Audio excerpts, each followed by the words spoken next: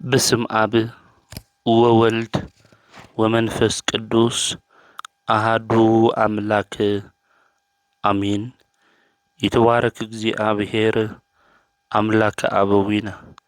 لذا بصحنا اسكزاتي ساعات قدمو كله لعلو كله نوزا ساعات زي أزب صحنا نعبوتاتنا ناي قدوسان أملاخ ناتناون أملاخ قدوس እግዚአብሔር ስሙ ዝተኸበረን ዝተመስገነን ይኹን።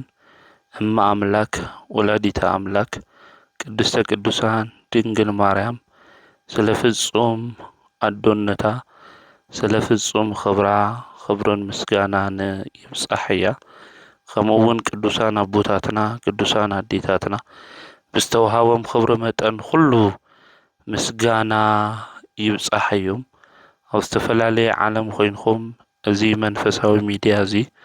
እትከታተሉ ስድራ እግዚአብሔር ኣብ መስቀል ተሰቂሉ ፍጹም ዝኾነ ሰላም ብዝሃበና ብኢየሱስ ክርስቶስ ፍጹም ሰላም ከመይ ትጸንሑ ከመይ ትኾኑ ሰላም እግዚአብሔር ምስ ኩላትኩም ይኹን። እንኳዕ ንጥሪ 10 ታቦታት ካብ መንበረ ክብሮም ወፂኦም ናብ ባሕረ ጥምቀት ናብ ሩባታት ዝወርድሉ በዓል ብሰላም ኣብጽሐኩም ኣብጽሕና። በኦርቶዶክሳዊት ተዋህዶ ቤተ ክርስቲያን ታቦታት ካብ መንበረ ክብሮም ተላዒሎም ናብ ባሕረ ጥምቀት ይጓዓዙ እዮም። እዚ ስርዓት እዚ ንምንታይ ከም ዝካየድ ሚስጥሩ ድማ እንታይ ምዃኑ እግዚአብሔር ብዝገለጸልና ጥበብና ሚስጥር ክንመሃር ኢና። አምላኽና ቅዱስ እግዚአብሔር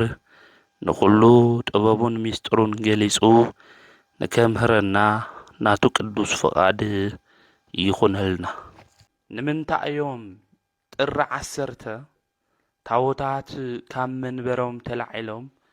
ናብ ጥምቀተ ባሕሪ ዝኸዱ ዝብል ሕቶታት ብተደጋጋሚ ይሕተት እዩ። ኮይኑ ግና ናይቶም ሕቶ ኩሉ መልሲ እግዚአብሔር አምላክ ድማ እቲ መልሲ ኩሉ ነጊሩ ከምህረና ናቱ ቅዱስ ፍቓድ ይኹነልና።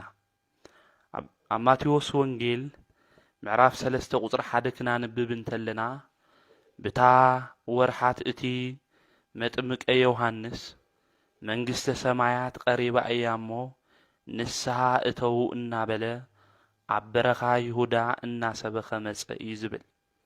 መጥምቀ መለኮት ቅዱስ ዮሐንስ ኣቦኡ ካህኑ ዘካርያስ እዩ። እንኡ ድማ ቅድስት ኤልሳቤጥ እያ። ስለ ዝኾነ ኣቦኡም ኣዲኡም ብህፃንነቱ ስለ ዝሞቱ ቅዱስ ዮሐንስ ኣብ በረኻ ይዓብዩ። ኣፍታ ዝዓበየላ በረኻ ድማ ኮይኑ ቃል አምላኽ ድማ ይሰብኽ ነበረ። ብታ ወርሒ ንሳ እዩ ዝብል ነስሁ እስመ ቀረበት ይእቲ መንግሥተ ሰማያት መንግሥተ ሰማያት ቀሪባ እያ እሞ መንግሥተ አምላክ ክትበሃወና መጺኣ እያ እሞ ብቅዱስ ወንጌሉ አሚንኩም ንስሓ እተው እናበለ መጥምቀ መለኮት ናይ ብሉይ ኪዳን መደምደምያ ንሓዲስ ኪዳን ድማ መእተዊ ቃል ኣዋዲ ዝኾነ ቅዱስ ዮሐንስ ኣብ በረኻ ወይ ድማ ኣብ ገዳም ይሰብኽ ነበረ። ቅዱስ ዮሐንስ ንምንታይ እዩ ኣብ ገዳም ኣብ በረኻ ዘምህር እንድሕር ኢልና በረኻ ወይም ገዳም ተባሂሉ ዝተጸውዐ ልበ ኣይሁድ እዩ። ኣብ በረኻ ከም ንፈልጦ ኣብ ገዳም ኦም ዕንፀይቲ ዝበሃል ፍረ ዘለዎ ነገር ተኽሊ ኣይርከብን። ብኣይሁድ ልቢ እውን ናይ ሃይማኖት ፍረ ስለ ዘይብሎም በረኻ ተባሂሎም ተጸዊዖም እዮም። ኣፍታ ምድሪ ኣይሁድ ዝኾነት ይሁዳ ኣብ በረኻ ድማ ቃል አምላክ መጥምቀ መለኮት ቅዱስ ዮሐንስ የምህር ነበረ። ኣብ በረኻ ዘምህረሉ ምኽንያት ኣብ ገዳም ድማ ዝናገረሉ ምኽንያት ቅዱስ ዮሐንስ እንታይ እዩ እንድሕር ኢልና ነቢዩ ኢሳይያስ ኣብ ትንቢቱ ኣብ ምዕራፍ 40 ቁጥሪ 3 ከምዚ ኢሉ ተናጊሩ ነይሩ። ጎደና እግዚአብሔር ጽረጉ መንገዱ አቅንዑ ኢሉ ኣብ በረኻ ዝእውጅ ድምፂ አዋጅ ነጋሪ መለከቱ ቅዱስ ዮሐንስ ተናገር እንተሎ ብትንቢት መነጽር ኮይኑ ነቢዩ ኢሳይያስ እቲ ጎደና እግዚአብሔር ጽረጉ መንገዲ ድማ አቅንዑ ዝብል ናይ በረኻ ቃል አዋጅ ዝናገር ድምፂ ነጋሪ ቃል አዋዲ ና ቅዱስ ዮሐንስ መጥምቅ ቃል አዋዲ ዝናገር አዋጅ ቅዱስ አቦ እዩ። በተለይ ወንጌላዊ አውዝ ትንርዳእ እንተለና ወንጌላዊ ማቴዎስ እውን ትነግረና እንተሎ እዚ አዋጅ ዝናገር ወንጌላዊ አዋጅ ልናገር ትነግረና እንተሎ ማቴዎስ ወንጌል መጥምቁ ቅዱስ ዮሐንስ ናይ እግዚአብሔር መንገዲ ጽረጉ ይዝብል ናይ መንገዲ ጽረጉ ናይ እግዚአብሔር ጎዳና መንገዲ ጽረጉ መንገዲ እውን አቅንዑ እናበለ አፍታ ምድር ንሳ ኣብ ይሁዳ ይሰብኽ ነበረ። ወገናተይ ንሕና እውን መንግስቲ አምላኽ ተገሊጻ ተዋሂዋትና እያ ነሱ ስመ ቀርበት መንግስተ ሰማያት ተባሂሉ እዩ። እቲ ልብና ዝኾነ ጎዳና አቅኒዕናዮ ዶ ንኾን እቲ ብኃጢአት ዝተመልአ ልቦና ንክጸሪ ንክጽረግ ብቃል አምላኽ ጌርናዮ ዶ ንኾን ወንጌላዊ እዚ አቦና ቅዱስ ዮሐንስ መጥምቅ ግን ኣብ በረኻ ኮይኑ ጎደና እግዚአብሔር ጽረጉ እናበለ የምህር ነይሩ። ከምዚሉ ድማ ቃል አምላኽ ይምስክር ነይሩ። ኣብ ዘመንና ብዙሓት መምህራን ብዙሓት ኣሕዋትና ናይ እግዚአብሔር ጎዳና መንገዲ ጽረጉ ኢሎም የምህሩና እዮም። ነገር ግን ተምህሩና እንተለው ብቲ ቃል ንሱ ዝነግሩና ቃል አምላኽ ንኸድደሉና ልብና ምንታይ እዩ ዘሎ ወገናተይ ኣብ ልብና ዝሞልአ ነገር እንታይ እዩ? ኣብ ልብና ዝሓዝናዮ ፋይል እንታይ ይኸውን? ቅዱስ ዮሐንስ ኸዝውን መጥምቀ መለኮት ይነግረና እቲ ጎዳና ንሱ ጽረግዎ እቲ ጎዳና ንሱ አስተኻኽልዎ ይብለና። ንሕና ክርስቲያን ኢና፣ ንሕና ናይ ክርስቶስ ተኸተልቲ ኢና። ኾይኑ ግና ኣብ ልቦናና ፋይል ዝተቐመጠ ግን ናይ ክርስቶስ መሕደር ዝኸውን ናይ ጽድቂ ስራሕ ኣይኾነን ተቐሚጡ ዘሎ። ኣብ ልብና ብዙሕ ነገር እዩ ዘሎ። በብዙሕ ኣእማን ልብና መልኡ እዩ ወገናተይ። ልብና በብዙሕ ነገር ደንዲኑ እዩ። ስለ ጽድቂ ምሕሳብ ኣቋሪጽና ስለ ክፍኣትና ተንኰል ምንጋር ዝጀመርና ብዙሓት ኢና። ንምንታይ እንድሕር ኢልና እቲ ጎዳናና መንገድና ስለ ዘይጸረግናዮ እዩ። ተቃል አምላኽ እንመሃሮ ኣበየማንዮ ተማሊ መምህራን ከምህሩና እንተለው መምህራን ተነግሩና እንተለው ብቅድስና መንገዲ ኽዱ ናይ ቅድስና መንገዲ ድማ ተኸተልዋ ትብሉና እንተለው እቲ ቃል ሰሚዕና ከንፈርና መጢጥና ዲና ንኸደለና ወይስ ኣብ ተግባር ኢና ንፍጽም ዘለና? ወገናተይ በዓላትና ሁሉ እናኽብሮም እኮ ብደርፍታት እዩ። በዓላትና ሁሉ እናኽብሮም እኮ እግዚአብሔር ብዘይኸብረሉ ነገር እዩ። እዚ እንድሕር ኾይኑ እቲ ጎደና እግዚአብሔር ኣይጸረግናዮን። እቲ ጎደና እግዚአብሔር ዝተባሃለ ልብና እዩ። ልብና ናይ እግዚአብሔር እዩ። ስለ ዝኾነ ልብና ክንጽርዮ ይግብአና። አምላኽና እግዚአብሔር ንጹህ ልብ ድማ ፍጠረለ ኢልና ከም ልቢ አምላክ ዳዊት ክንልምን ይግብአና። ይቅር በለና መሐረና። ልብና እውን አስተኻኽል፣ ጎዳናና እውን ክንጸርግ፣ መንገድና እውን ክናቕንዕ ግበረና ኢልና ንአምላኽና ንእግዚአብሔር ክንልምኖ ይግብአና። መን ይኾን ኣብዚ ዘመን እዚ መንገዱ ዘቕንዐ? መንገዱ አካይዱ ምስ እግዚአብሔር ዝገበረ ምስ ቅዱሳን ዝገበረ መን ይኾን ወገናተይ? እዚ ቃል አዋዲ ኣብ ገዳም ዝሰብኽ ዝነበረ ብመንፈስ ኤልያስ ድማ ይኸድዩ ተባሂሉ ዝተነገረሉ አዋጅ ነጋሪ ናይ ብሉይ ኪዳን መደምደሚ ንሓዲስ ኪዳን ድማ መእተዊ ዝኾነ አምላኽና ኢየሱስ ክርስቶስ ዘጥመቐ መጥምቀ መለኮት ቅዱስ ዮሐንስ ግን አዋጅ ኣብ በረኻ ዝናገሮ ዝነበረ መንገድኹም እንታይ ግበሩ አቅንዑ እናበለ እዩ። ከዚ እውን ብዙሓት መምህራን መንገድኹም አቅንዑ እናበሉ የምሁሩና። እቶም መምህራን ከምህሩና እንተለው እቶም አቦታት ኣሕዋትና ትናገሩና እንተለው እሺ ኢልና መንገድና ኣቕኒዕና ድንኾን ኣብ ምንታይ መንገዲ ኢና ዘለና እስኪ ሓደ ሻዕ ኩልና ወገናተይ ውሽጥና ንፈትሽ ኣብ ምንታይ መንገዲ ኢና ጠጠው ኢልና ዘለና ኣብ ምንታይ መንገዲ ኢና ንመላለስ ዘለና ኣብ ምንታይ ጎደና ኢና ዘለና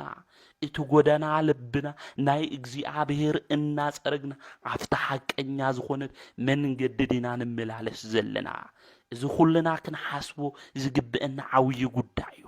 ብዙሓት ሰባት ኣብቲ ትክክለኛ ጎዳና ጠጠው ምባል ዓቢና መንገዲ እውን ምቕናዕ ዓቢና ኣብ ተስፋ ምቁራጽ ናይ ሓጢኣት መንገድታት ባሕሪ እንሕምስ ብዙሓት ኢና ካብዚ መንገዲ እዚ ግን እግዚኣብሔር ኣምላክ ኣውፂኡ ብትቁኑዕ ዝኾነ መንገዲ ድማ ንክንኸድ ጎዳናታትና ኩሉ ንክንጸርግ መስተውዕል ልቢ ድማ እግዚኣብሔር ኣምላክ ንኹልና ይዓድለና እዚ ኣዋጅ ነጋሪ ኣቅዲሙ ነብዩ ኢሳይያስ ዝተናገረሉ መጥምቀ መለኮት ቅዱስ ዮሐንስ ግን መንግስተ ሰማያት ቀሪባ እያ ናይ እግዚኣብሔር ልጅነት ናይ ስላሴ ደቂ እንኾነሉ እትበሃወና ጥምቀት መንግስተ ሰማያት እትኽፈተሉ ግዜ በፂሑ እዩ እሞ ነስሁ ንስሓ እተው እናበለ ይነገር የምህር ነበረ ኣብዚ ዘመን ዝውን ንኣምላኽና ናብ እግዚኣብሔር ቅረቡ ምስኡ ምንባር ይሕሸና ኣብ ዓለም ዝነበርናዮም ዘመናት ኩሉ ኣይጠቐሙናን ስለዝኾነ ንስሓ ኣትዩና ብልብና ድማ ተጸጺትና ናብ ኣምላኽና ናብ እግዚኣብሔር ተመሊስና ንስሓ እተው ዝብሉና ኣዋጅ ዝናገሩ ናይ እግዚኣብሔር መንገዲ ዝጸርጉ ብዙሓት ኣቦታት ኣሕዋት ኣለውና መጽሐፍ ቅዱስ እውን ይነግረና ኣዋልድ መጻሕፍቲ እውን ይመኽሩና እዮም ዝሰምዕ ልቢ ግን እንኦ ዶ ንሕና ከም ክርስቲያን መጠን ከም ሓደ ኦርቶዶክስ ተዋህዶ እምነት ተኸታሊ ጎደናታትና ኩሉ ኣቕኒዕና ብንስሓ ህይወት ንመላለስ ደውልና መንግስተ ሰማያት ክትበሃወና እትኽእል መንግስተ ሰማያት ክንኣቱ እንድሕር ደሊና ተኣትዩኻ ምውፃእ ተረኺብካ ድማ ምስኣን ዘይብላ ናይ እግዚኣብሔር ጻድቃን ቅዱሳን ዝወረስዋ መንግስቲ ኣምላኽ ክንወርስ እንድሕር ደሊና ኮይንና ንስሓ ክንኣቱ ይግብአና ሓጢኣትና ኩሉ ሕማቕ ምዃኑ ንኣምላኽና ንእግዚኣብሔር ድማ ከም ዘሕዘናዮ ውሽጥና ኣሚንና ንስሓ ዝኣተውና ክንዳይናይ ሰባት ንኸውን ወገናተይ ካብ ንስሓ ህይወት ካብ ንፍለይኩ ብዙሕ ዘመን ጌርና ኢና ነገር ግን መጥምቁ መለኮት ቅዱስ ዮሐንስ ትናገር እንተሎ እንታይ ኢሉ እዩ እንድሕር ኢልና መንግስተ ሰማያት ቀሪባ እያ እሞ ብቅዱስ ወንጌሉ ኣሚንኹም ንስሓ እተው ንሓድሽ ኪዳን ዘለና ሰባት ዝንገረና ቃል እዚ እዩ ናይ ክርስትና ህይወት እቲ ናይ መጀመርያ በሪ ክኸውን ዝግባእ ንስሓ ምእታው እዩ ምስጢረ ንስሓ ድማ ምክፋል እዩ ዝግብአና ወገናተይ መጥምቀ መለኮት ቅዱስ ዮሐንስ እውን ኣፍታ ገዳም ኣፍታ በረኻ ኮይኑ ዝናገራ ዝነበረ ናይ እግዚኣብሔር ቃል እዚኣ እያ ክዳኑ ናይ ግመል ጸጉሪ ዝነበረ ዝበልዖ ቀለቡ ድማ መዓር ዝነበረ ቅዱስ ዮሐንስ መጥምቁ ዝናገሩ ዝነበረ እዚ እዩ እዚ ቃል እዚ ክናገር እንተሎ ድማ ናይ ኢየሩሳሌም ሰባት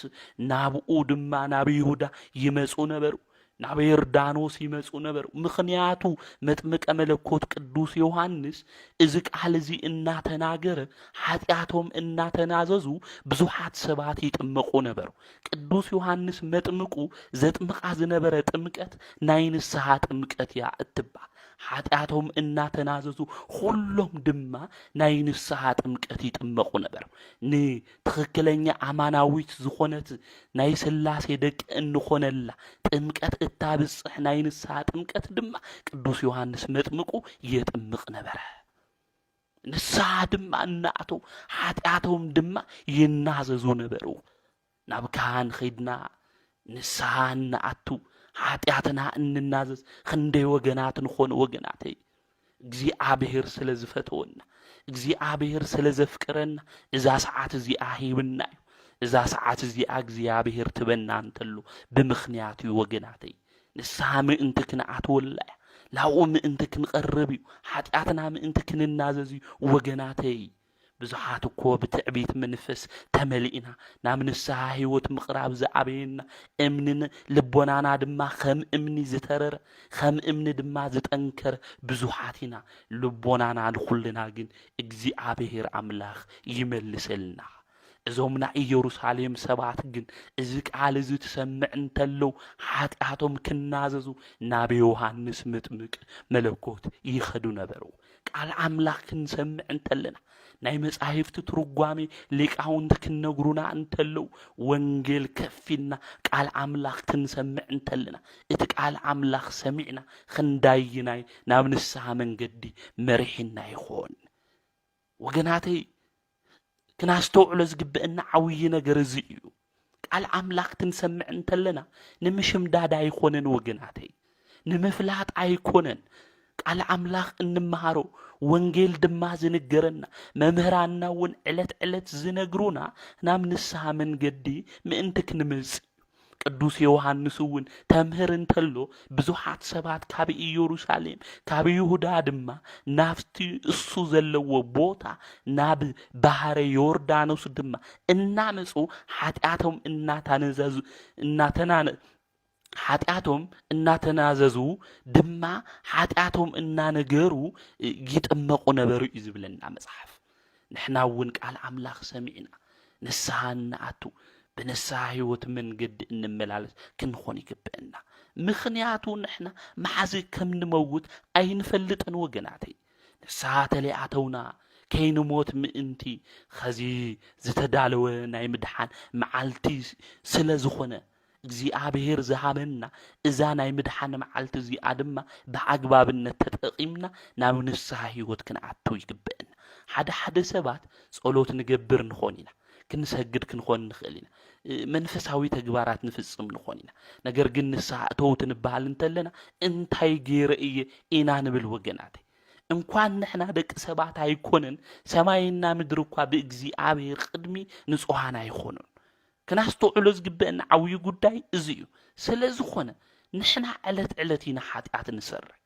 በብመዓልቱ ኣይኮነን በብሰዓቱ በብደቂቁ ኢና ሓጢኣት ንሰርሕ ነገር ግን ሓጢኣት ንሰርሕ እንተለና ዝሽከመና ሕያዋይ ጓሳ ዝኾነ አቦ አምላኽ እግዚአብሔር ነና ነገር ግን ሕያዋይ ጓሳ አቦ አምላኽ እግዚአብሔር እንኦ እናበልና ኣብ ልዕሊ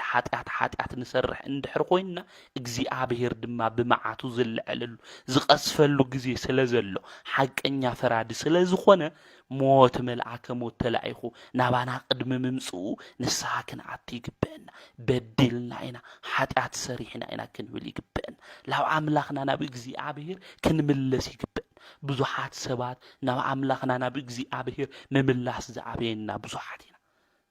ምምላስ ተዓበየና እንተሎ ድማ ተስፋ ዝቆረጽና ኣነ ዋጋ የብለይ ዝበልና ብዙሓት ኢና ነገር ግን ኣብ ቅድሚ እግዚአብሔር ዋጋ ዘይብሉ ማንም የለን እግዚአብሔር ባባና ተስፋ አይቆርጽን ወገናተይ ኃጢአት ንሰርሕ በደልት ንገብር እንተለና ዋጋ የብለ ኢልና ኣብ ተስፋ ምቁራጽ መንገዲ ጠጠውይልና ንስሐ ምእታው እምቢ ዝበለና ሁሉና ልብና አስተኻኺልና መንገድና ጸሪግና ናብ ንስሐ ህይወት ክንመጽእ ይግባእ ምኽንያቱ እግዚአብሔር ኣብ ልዕሊና ተስፋ አይቆርጽን ኣብ ልዕሊና እግዚአብሔር ተስፋ ተቆርጽ ነይሩ እታ ኸዚ እንሪኣ ዘለና ፀሐይ እግዚአብሔር የመውጻእ ነይሩ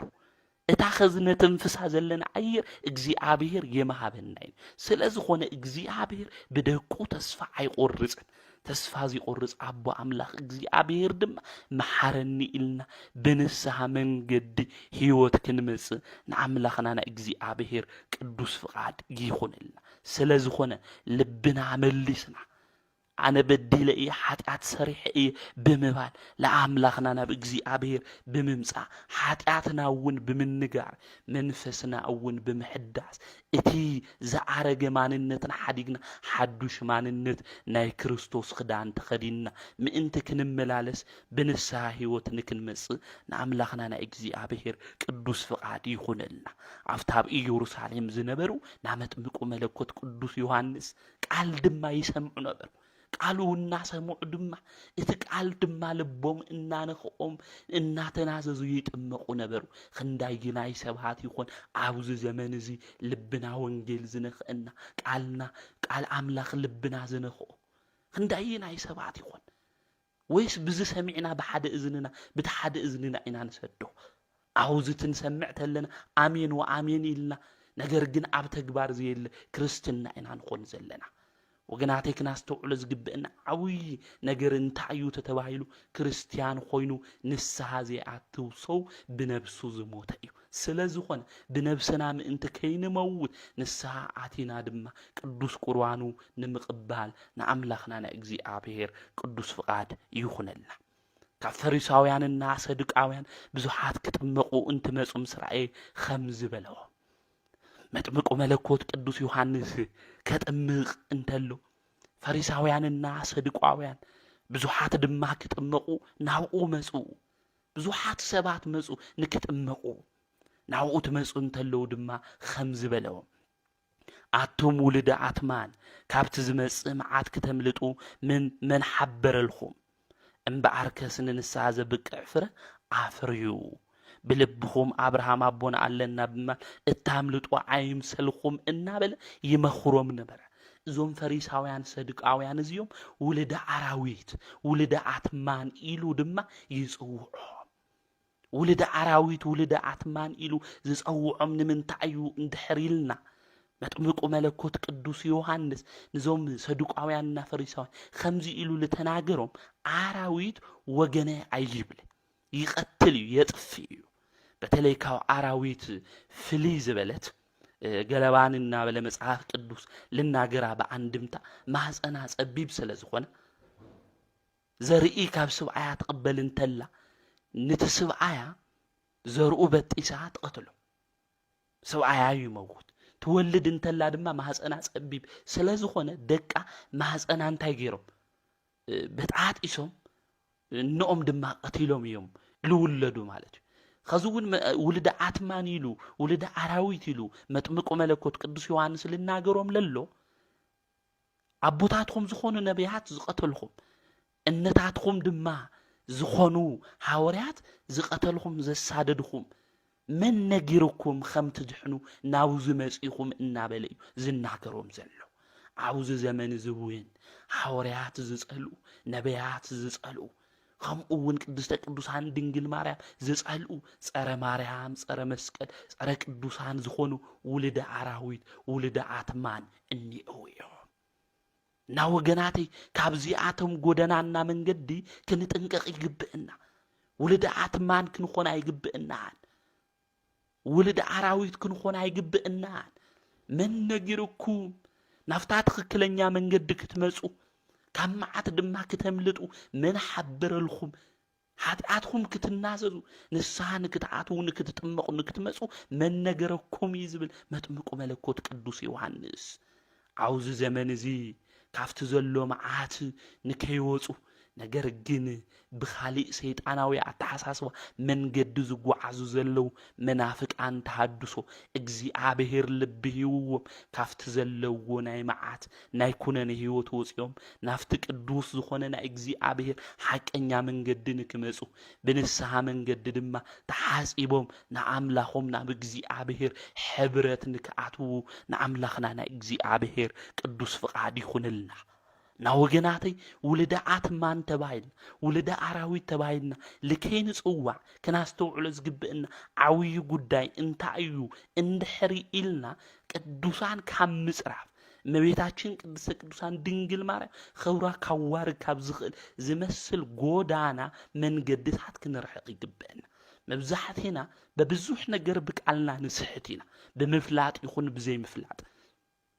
ውዳሴ ማርያም የድሊ ቅዳሴ ማርያም ይሄድሊ በዓላት ያድሉ እናበልና ንናገርና ከም ኢሎም ዝናገሩ ሰባቱውን ሼር ንገብርና ነገር ግን ከሐምዝ ዝበለ ውልደ አራዊት ውልደ አትማን ዝናገሩ ቋንቋ ወጪና በትክክለኛ ናይ ቅድስና ተዋህዶ እምነት መንገዲ ንክኽንኸድ ንአምላኽና ናይ እግዚአብሔር ቅዱስ ፍቃድ ይኹነል ንቶም ዝጠፍኡ ሰባቱውን እግዚአብሔር አምላክ በምህረቱ በቸርነቱ ይመልሰልና እምበኣርከስ ንክታምልጡ من حبر لكم من نجركم يزم ولد عراويت ولد عتمان كتاملطوا من نجركم ابراهام ابونا علنا بممال التاملطوا عيمسلكم بمصداق انا كو كريستياني انا همزي يلبل بتعبيت نجرات كصدق خمزي خليو زنجرنا زل قدوس يوحنس متما نابراهام كابزم امان زياتن ولد كتنسالو እግዚአብሔር كمز كالو ابلكم علخو إذن እግዚአብሔር ይካለው እዩ እግዚአብሔር ክገብር ይኽእል ካብዞም እማን ማለት እዚ ካብዚ አምኑ ሰባት እምንን ዝአምኑ ሰባት አይዛብ ካብ ዝኾኑ ሰባት እግዚአብሔር እንታይ ይገብር የልዕልዩ ስለዝኾነ በትዕቢት መንገድ ትጓዓዝዎ መንገዲ አድላይ አይኮነን አብርሃም አቦኒና ብትብሉ አይኮነ ዝጽደቅ ዝደሓን ብንስሐ እዩ ብጥምቀት እዩ እናበለ እዩ ዝናገር ዘሎ እነሆ ሕዚ ማሐጺ ናብቲ ጉንድኦም ተቃሪቡ አሎ ማሐጺ ኢሉ ዝናገሮ ዘሎ ስልጣነ እግዚአብሔር እምበአር ሁሉ ጽቡቕ ፍረ زيفريኦም ይቆረጽ ጽቡቕ ፍሬ ዘይፍሪኦም ይቆረጽ ናብ ሓው ድማ ይደርበይ እቲ ስልጣነ እግዚአብሔር ኣብኦም ኦም ዝተባሃለ ንሕና ኢና ወገናት ስለዝኾነ ንሕና ኦም ዝተባሃልና ሰብ ጡዒ ፍረ በሃይማኖት እንድሕር ዘይፍረና ኮይና እቲ ስልጣነ እግዚአብሔር ንዓና እንታይ ይገብረና ይቆርጽና ተቆሪጽና እውን ናብ ሓዊና ናቱ ናብ ገሃነም እሳት ሲኦል ስለዝኾነ እዚ ስልጣነ እግዚአብሔር እዚ ብመዓቱ ተለይኾነ ብምሕረቱ ናብ ኣና ምእንቲ ክግለጽ ናብ ንስሐ ህይወት ክንመጽእ ይግብአና ሓደ ሰብ ንስሐ እንድሕር ዘይኣቶ ሞይቱ ናብ ሓዊ ዝድብረ እዩ ዝብለና ዘሎ ስለዝኾነ ናብ ሓዊ ዝኾነ ሲኦል ምእንቲ ከይንኣቱ እግዚአብሔር ድማ ብመዓቱ ምእንቲ ከይቀስፈና እቲ መቁረጽ ድማ መሓጽ ዝኾነ ኣብ ልዕሊ ኦም ይበለ ናይ እግዚአብሔር ሰይፍን እዩ ናይ እግዚአብሔር ስልጣንን እዩ ናይ እግዚአብሔር መዓትን እዩ ወገናት ንስሐ ኣብዚኣቱ ሰባት ሁሉ እዚ ሰይፊ ስልጣነ እግዚአብሔር መዓት እንታይ ይገብር ይቆርጾ ናብ ሓዊ እውን ይእትዎ ንሕና እውን ሓዊ ምእንቲ ከይንኣቱ ናብ ገሃነም እሳት ድማ እግዚአብሔር አምላክ በስልጣኑ ምእንቲ ከይድብረና ወገናት ክንገብሮ ክንሰርሖ ዝግብን ዓውይ ጉዳይ እንታይ እዩ ተባሂሉ ንስሐ ክንኣቱ ይግብ ኣነ ንንስሐ ብማይ አጥምቆኩም ኣለኹ ዝናገሮ ዘሎ ኣነ ብማይ ንስሐ እንታይ ይገብረኩም ኣለኹ አጥምቆኩም ኣለኹ እቲ ብድሕረይ ዝመጽእ ግን ብድሕረይ ኢሉ ዝናገር ዘሎ ተሰሊፉ ሃማኹም ሰው ኮይኑ ዘሎ ኢሉ ሚስጥራዊ ትርጉሙ ግን ቅዱስ ዮሐንስ ንአምላኽና መድኃኒትና ኢየሱስ ክርስቶስ በመውላድ ብሽድሽ ወርሒ ይበልጾ እዩ በመውላድ ብሽድሽ ወርሒ ንዝበልጾ ማለት እዩ ብድሕረይ ዝመጽእ ግና ካባይ ይሕይል እዩ አምላኽነቱ መስከር ካባይ እንታይ ይገብር እዩ ይሕይል እዩ ኣነ ዓሳኣኑ ክጸውር እኳ አይበቅዕን ናዮ ዓሳኣን ናዩ ጫማ ክሽከም ኣነ አይበቅዕን ንሱ በመንፈስ ቅዱስ በሐዊ ከጥምቀኩም በመንፈስ ቅዱስ በሐዊ ድማ እንታይ ገብረኩም እዩ ከጥምቀኩም እዩ ዓውዱ ዘጽረየሉ መስእ ኣብ ኢዱ ዘለዎ እዩ መስእ ድማ ኣብ ኢዱ እኒእዎ ኢየሱስ ክርስቶስ ፈራዲ እዩ አምላክ እዩ ትብል እንተለዩ ሰርናይ ድማ ናቆፉ ይእቱ ሓሰር ድማ በሐዊ የቃጸሉ ይዝብል ምክንያቱ ፈራዲ እዩ እና ስለ ኢየሱስ ክርስቶስ ፈራድነት ስለ ኢየሱስ ክርስቶስ አምላክነት እዩ ዝምስክር ዘሎ መጥምቁ መለኮት ቅዱስ ዮሐንስ ዝናገር ዘሎ ብዛዕባ ነቲ ንዓለም ዝተገለጸ ሕያዋይ ዝኾነ ፈራዲ አምላክ ኢየሱስ ክርስቶስ ጫሙ እኳ ክሽከም አይኽእልን ኢሉ እዩ ዝናገር ዘሎ ብትሕትና መንፈስ ኮይኑ ንአምላኹን እግዚአብሔር መጥምቁ ቅዱስ ዮሐንስ ዘኽብር ዘሎ ና መጥምቁ መለኮት ቅዱስ ዮሐንስ በረከትና ረድኤት ምስ ኩላትና ይኹን ና መጥምቁ መለኮት ቅዱስ ዮሐንስ ስለ አምላኽና መድኃኒና ኢየሱስ ክርስቶስ ከምዚሉ ምስ መስከረ ሽዑ ኢየሱስ በዮሐንስ ክጥምቕ ካብ ገሊላ ናብ ዮርዳኖስ መጻ መድኃኒት ዝኾነ ኢየሱስ ክርስቶስ ንክጥምቕ ናብ ምንታይ መጻ ካብ ገሊላ ናዝሬት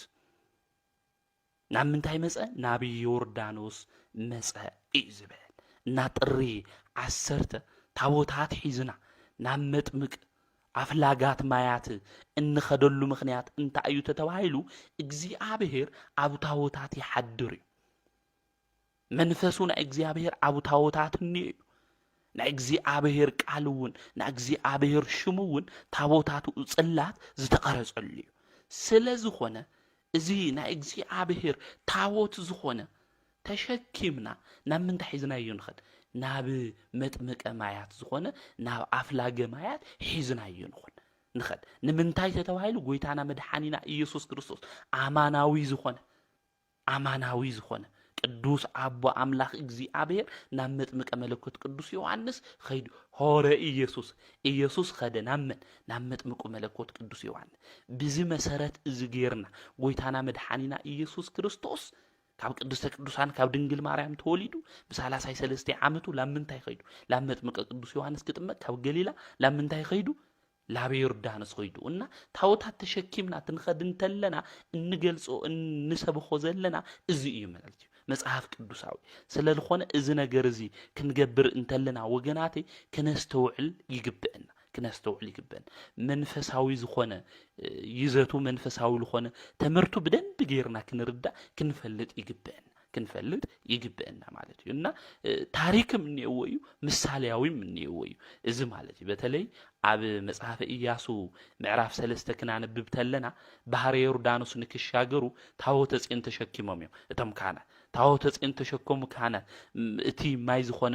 ባህረ ዮርዳኖስ ትነኽእዎ ተለው ብእግሮም ለኽልተ ተኸፊሉ እዩ ህዝቡ እውን ኣብቲ ዘመን እሱ ዝነበረ ሰብ ተሻጊሩ እዩ ላብ ኢያሪኮ ተሻጊሩ እዩ እና እዝና ምንታይ ምሳሌ እዩ እንድሕሪልና እቲ ኸዝን ገብሮ ዘለና ካብ መንበሩ ተላዒሉ ታቦት ላብ ዮርዳኖስ ማይ ልኸደሉ ምሳሌ ታቦቱ ለተሸከሙ ካህናት ናብ መጥምቁ መለኮት ቅዱስ ዮሐንስ እዮም ታቦቱ በዓሉ ኢየሱስ ክርስቶስ እዩ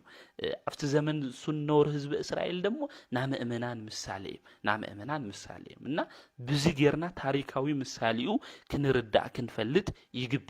ይግብአና ማለት እዩ እና ጥሪ 10 እናኽብሮ ጎይታና መድኃኒና ኢየሱስ ክርስቶስ ብትሕትና መንፈስ ኮይኑ ኣነ አምላኽ ኣነ ጎይታ እየተለበለ ምሰባት ሁሉ ተሰሊፉ ምስ ኃጢአተኛታት ምስ ቀረጽቲ ሁሉ ተሰሊፉ ንጹህ ባህሪ ቅዱስ ዝኾነ አምላኽ ተሰሊፉ ሃሜል በለ ትዕግስቲ እዩ ሃሜል በለ ትሕትና እዩ ወገናት አምላኽ ናሃለይ ጎይታ ናሃለይ ምስ ኃጢአተኛታት ኮይኑ ተሰሊፉ ለይቱ ሙሉ ጎይታና መድኃኒና ኢየሱስ ክርስቶስ ለይቲ ታይ ኮይኑ ማለት እዩ 10 ሰዓት ጎይታና መድኃኒና ኢየሱስ ክርስቶስ ሶሉስ ማለት እዩ ዕለተ ሶሉስ ታይ ኮይኑ እዩ ተጠሚቁ ብጥንታ ቆጻጽራ ዕለተ ሶሉስ 10 ሰዓት ለይቲ ማለት እዩ ሶሉስ ለውግህ ጥሪ 11 ጎይታና መድኃኒና ኢየሱስ ክርስቶስ ተጠሚቁ እዩ ናብ ቤተ ክርስቲያንና አስተምህሮ ዝነግረና እዚ በዓለ ጥምቀት በዓል ዝጅምር ካብ ድሮ ወይ ከዓ ካብ ዋዜማ እዩ ጥሪ 10 ታቦታት ካብ መንበረ ክብሮም ተላዒሎም ናብ ባሕረ ጥምቀት ይወፁ እዮም እዚ መዓዝ እዩ ተጀሚሩ ክንብል እንተለና በብፁዕ ወቅዱስ አቦና አቡነ ሰላማ ጊዜ እዩ በዓለ ጥምቀት ክኽበር እንተሎ አቦታት ካህናት ታቦት ተሸኪሞም ብዝማሬ ብምስጋና ምኽባር ዝተጀመረሉ ብፁዕ ወቅዱስ አቦና አቡነ ሰላማ እዩ አጽኢሉ ድማ ናይ ዓዲ ገዛኢ ዝነበረ ሃፄ ገብረ መስቀል ድማ እዚ ስርዓት እዚ ተጠናኺሩ ከም ዝቐጸለ ናይ ቤተ ክርስቲያንና ታሪኽ ይነግረና ሊቃውንተ ቤተ ክርስቲያን የምህሩና ቤተ ክርስቲያን እውን እዚ ስርዓት እዚ ሰሪዓትልና ንረኽቦ ኢና ታቦታት ንምንታይ እዮም ካብ መንበረ ክብሮም ተላዒሎም ናብ ባሕረ ጥምቀት ዝኸዱ ክንብል እንተለና ምሳሌኡ ናይ ጎይታናን አምላኽናን መድኃኒትናን ኢየሱስ ክርስቶስ ካብ ገሊላ ተላዒሉ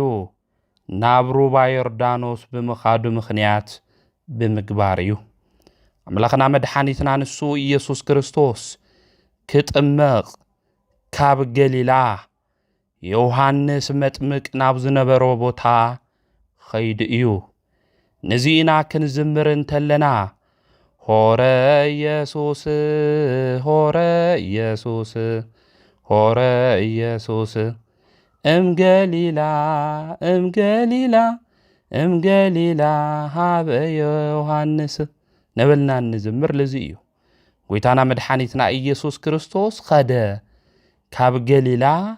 نابي يوحنس خده نابلنا ታቦታት ካብ መንበረ ክብሮም ትለዓሉን ተለው በዓውይ ድምጺ ዝማሬ እናመስግኖ ወረደ ወልድ እናበልና እንዝምር ንዝእዩ ማለት እዩ። ስለዚህ አቦታትና ታቦታት ተሸኪሞም ላባህረ ዮርዳኖስ ባሕረ ጥምቀት ዝኸድሉ ዋና ምኽንያት መጽሐፍ ቅዱሳዊ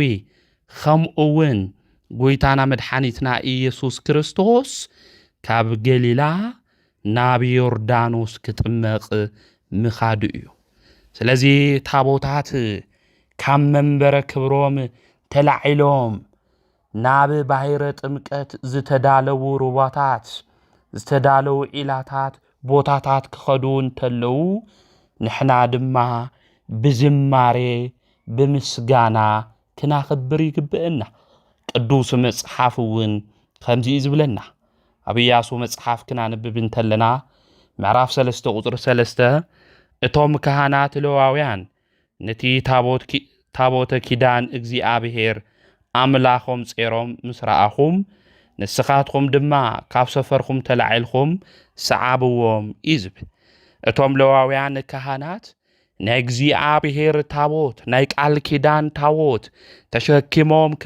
ክትምልከቱ እንተለኹም ክትሪኡ እንተለኹም እንታይ ግበሩ? ሰዓብዎም ተኸተልዎም ተባሂሉ ተጻሒፉ እዩ። ስለዚ ካህናት አቦታትና ቤተ ክርስቲያን ደወል ክትድውል እንተላ ታቦት ድማ ተሸኪሞም ክንምልከት ክንርኢ እንተለና ታቦታት ክባርኹና እዮም ዝወፁ። ታቦታት ናይ እግዚአብሔር ሹም ዘለዎም እዮም። አልፋ ኦሜጋ ልብል ሹም ለለዎም ነግዚአብሔር ሽም ድማ ሁሉ ጉልበት ክሰግድ ሃምል ግብኦ ቅዱስ መጽሐፍ ይነግረና እዩ። ስለዚ ታቦታት ተላዒሎም ካብ መንበረ ክብሮም ናብ ዒላታት ሩባታት ባሕረ ጥምቀት ክኸዱ እንተለዉ ቅዱስ መጽሐፍ ከም ዝኣዘዘና ክንስዕቦም ስዒምና ድማ ተኸቲልና ድማ ክንዝምር እዩ ወገናተይ ዝግብእና። በዓለ ጥምቀት ዋዜማ ድሮ ወይም ኸተራ ክናኽብር እንተለና ሓደ ሰብ ታቦት ክሓልፍ እንተሎ ጠጠው ኢሉ ዝርኢ ሰብ ብዙሕ እዩ። ካሜራ ዝቐርጽ ብዙሕ እዩ። ነገር ግን ልበ ኣምላክ ዳዊት ኣብነት ጌርና ክንዝምር ይግባእ። ልበ ኣምላክ ዳዊት ናይ እግዚአብሔር ናይ ቃል ኪዳን ታቦት ናብ ከተማኻ ክትመጽእ እያ ክበሃል እንተሎ ናይ ተዓዲ ንጉስ እዩ፣ ናይ ተዓዲ ገዛ እዩ። ናይ ቃል ኪዳን ታቦት ኸመይላ ናባይ ክትመጽእ ትኽእል ኢሉ ትመጽእ እንተላ ግን ብዓውይ ዝማሬ ሜልኮልስ ካብ ትስሕቆ፣ ሜልኮልስ ካብ ትንዕቆ፣ ሜልኮልስ ካብ ትሕጭጮ ዘሚሩ እዩ። ንሱ ዘሚሩ ካብ እግዚአብሔር ክብሪ ረኺቡ እዩ። ሜልኮል ግን ስለ ዝቐለደት ስለ ልሓጨጨት ድማ መኻን ክትኾን እግዚአብሔር ገይርዋ እዩ። ስለዚ ናይ ቃል ኪዳን ታቦት ካብ መንበረ ክብሮም ተላዒሎም ካብ መንበሪኦም ተላዒሎም ታቦታት ናብ ባሕረ ጥምቀት ክኸዱ እንተለዉ ከም ልበ ኣምላክ ዳዊት ክነምስግን ይግብአና። ካብ እግዚአብሔር በረከት ምእንቲ ክንረክብ፣ እግዚአብሔር ምእንቲ ክባርኸና፣ እግዚአብሔር ምእንቲ ምሕረቱ ክበና፣ እግዚአብሔር ምእንቲ ፍቕሩ ክበና፣ እግዚአብሔር ምእንቲ ሰላሙ ክበና ብዓውይ ድምፂ ሃም ልበ ኣምላክ ዳዊት ክንዝምር እዩ ዝግብእ። በናይ ቃል ኪዳን ታቦት ተወፅእ እንተሎ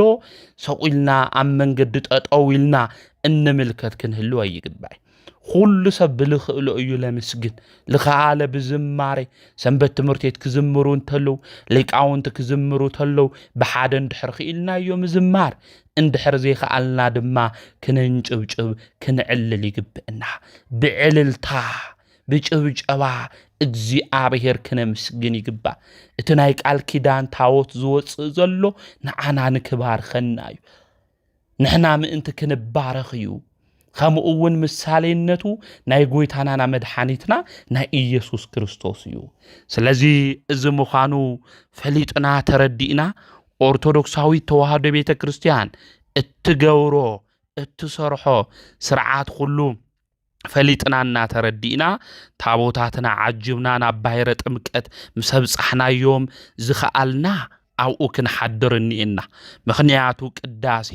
ለይቲ ስለ ዝኾነ ምእንቲ ክንቅደስ ምእንቲ ክንባረኽ ኣብኡ ክንሓድር እኒአና ዘይከኣልና ሰባት ድማ አንጊና ብንግሁኡ ናብ ባሕረ ጥምቀት ኸይድና እንታይ ክንገብር ክንጥመቕ እኒአና ማለት ስለዚ በረከት እንወስደሉ እዩ ማለት እዩ ስለ ጎይታና መድሓኒትና ኢየሱስ ክርስቶስ እንዝክረሉ እዩ ናይ ቅዱሳን ዝኽር እኳ ንገብር እንድሕር ኮይና ዋጋና ሃምለይ ጠፍእ ቅዱስ መጽሓፍ ይነግረና እዩ ናይ ጻዲቅ ዝኽር ምዝካር ድማ ንበረከት ምዃኑ ልበ ኣምላክ ዳዊት ይነግረና እዩ ናይ ጎይታናና መድሓኒትና ኢየሱስ ክርስቶስ በዓለ ጥምቀቱ ምዝካር ኣብ ቅዱስ መጽሓፍ ዝተጻሕፈ ድማ